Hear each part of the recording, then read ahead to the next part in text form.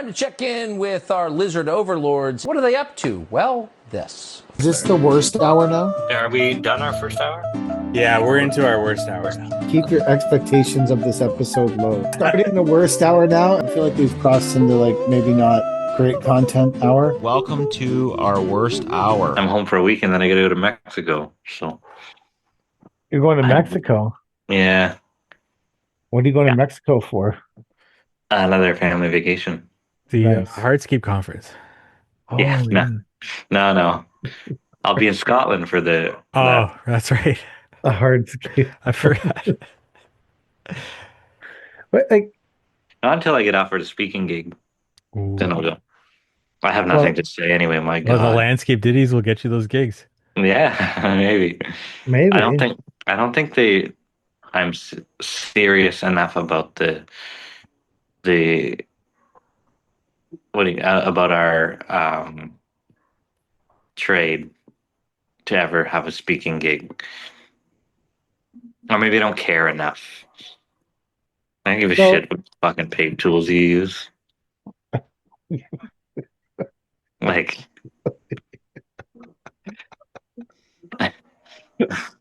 What? So that point you're making though is definitely one of the things that I think in all the years that I've been on social media and speaking engagements and stuff, the point that I don't care what other people are doing. No, yeah. I'm not the savior of the industry. There's other people that are willing to do that and do a great job. They're the people that get the speaking engagement. That's fine. Yeah. I'm not shouting over their head, pick me, you know.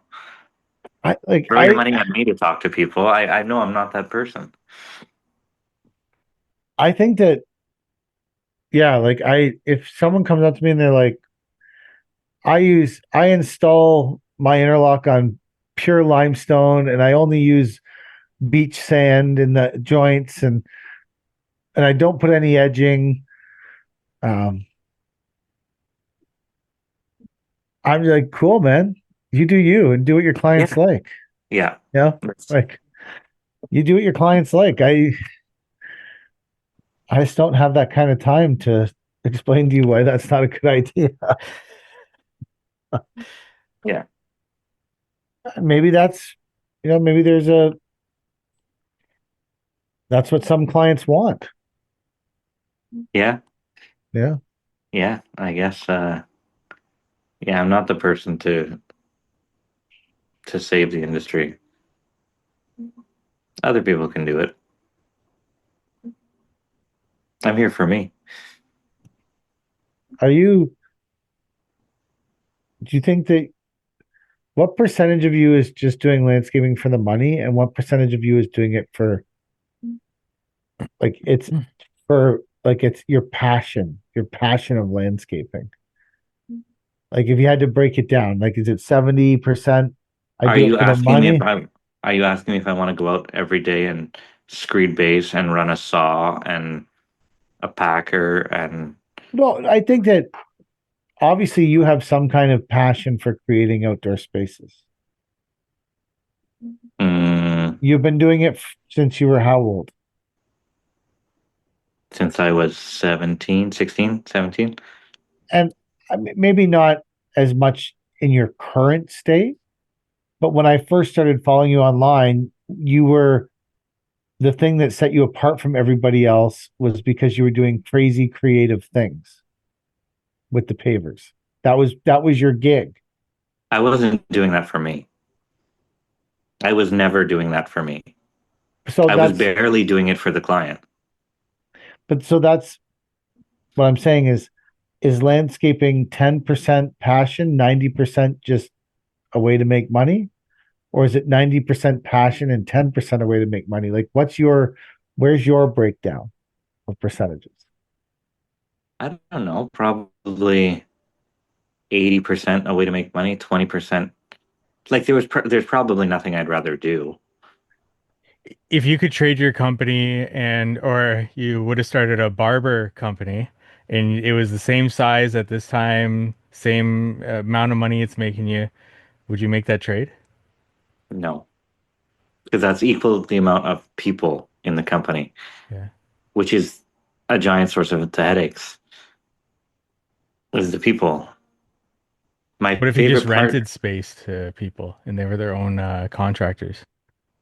there, you still have to deal Manage with them. people. Yeah. Yeah, you Okay. still are managing people. But now I think the biggest reason I do this is one for the money, and two for the equipment, and three for not having to rely on anybody to do the most expensive thing in my life, which I think is any sort of earth moving or exterior building. I can handle all that shit in house because do you ever get someone ask you to borrow your truck? And Not in a long time. well, anytime someone's, can I borrow your truck? Hey man, I need a truck. You fucking pussy. You can't even, you're a grown ass man. You can't even move your own things. You fucking loser. Like, I never want to have to rely on somebody. And owning a landscape company is a great way to not have to rely on somebody to do anything. I mean, you can still pay people to do shit, right? So you're saying Like, you're you an need your electrical fix or whatever, but like to move a fridge, I don't have to fucking call anybody. Put the fridge in a hook lift. Let's go. yeah. So you're saying you're an 80-20. Yeah. 20% is the passion when you wake up every morning. I feel like it's less. Just hearing you talk. I think I'm gonna give you 95% about the money and 5% about that. I like the passion of the business. Yeah. Passion for business is different. No passion for landscaping. Like just your passion for absolutely loving building outdoor spaces for people. And take the equipment out of that too. So Yeah. the No, passion for yeah. equipment is about, so like, yeah, just We're specifically landscaping, because it seems like Chad's So most passionate about the equipment in his business. yes. Yeah, this is purely about if you're asking me if when I wake up in the morning and the phone rings at 7:15 and the client goes, I'm not really sure that this paver color is the one that we chose. Do you want me to hit a giant stop button? Say, oh my God, let's get the tech block rep involved right now. Let's look at the sample that you chose from and look at what they brought and make sure you're absolutely 100% stoked on what we're doing here. If you're asking me if I'm passionate about that sort of shit, fucking not a chance. Not a chance in hell. so I was like but like there wasn't a day when you woke up and you were like, man, I the core of my being is saying I need to build outdoor spaces. The core of my being has said I need to make some money. That's what I'm saying. That's why I'm saying you're a 95.5. This is Sure, when you started whatever. doing this when you were 16. I'm not saying it's bad. It Who do changes who do too, you right? Like, who do you think is more than 5% passionate about what they're doing for a living? Probably very few professions. I love what I do for a living in general. Yeah, But I think we have a pretty good gig, although not being able to walk my dog all the way around the block fucking sucks at 52. But I had some good years. I yeah, Where do you think you are, Mike, in the passion versus money game? Uh, don't say more than 50-50 because you have a fucking software that you're just waiting to jump ship from hardscape to no, software into. I started my business because I wanted to wake up and like what I do each and every day. And I still do, and I still love being in the field, and that's my number one thing. So where does that range on the, it's probably more than 50-50 that I enjoy installing and being on site still. Passion, passion. Passion, passion. You're passionate about it. Yeah. Not so much the lift and relays, which is still a portion of the business. So that's where things get docked. I would say it's like a 70-30, 78% passionate about it. I But it's like not so much outdoor spaces. It's more so just like being in the field, working outside, doing what I love, Hmm. and then the money's great. it is. Yeah, yeah. I don't know if I have any passion for landscaping. Any? Zero? Yeah, I think I might be zero Did this slowly dissipate over the years, or were you ever? for residential landscaping. Yeah. There, that's it. If we're talking commercial, different story. I love building big things. I've had this quote for a drive, or like it's a residential driveway quote, and it's a client we already did work for. No one else is fitting this job. They want us to do it. We worked for them 3 years ago. So, I went back and saw what I was charging back then, so that I could see what their expectations would be when this went out to them. I priced it out based on some intelligence from when we worked for them before and how much has things gone up and what can I anyways, I've got it like all the way to where I've got the number, I've got it all worked out, and then I realize, yeah, I don't it's been sitting like this for 3 fucking weeks and I haven't processed it into a quote and sent it. Oh, And I'm just looking at it going, when I look at it, I just see just a bunch of headaches. The head just starts pounding. Looking at it, I'm like, this is going to be a problem, and that's going to be a problem, and what about this problem? And I just, yeah. Yep. I think my passion for, I like the equipment, the same as Chad, but we're talking like absolute passion for creating outdoor spaces. I don't know what I got left in the tank. I'd like to be revitalized though. I used to like it. I could use some revitalization. Not to the point where, like, I don't think I'll ever get back to the point where it's like, yeah, we're going to use 15 different products and a mosaic of this and an inlay with this color on that is sure as shit gone. Like, not a chance, man. I'm not that guy anymore.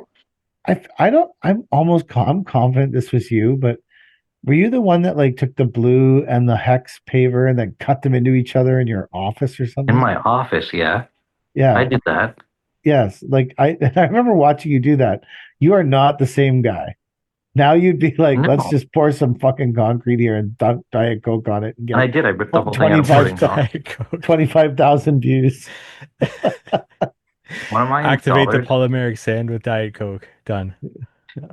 one of my installers saw that floor, like he like before I ripped it out and everything. He's how long did it take you to do all this? I don't know, a day or two.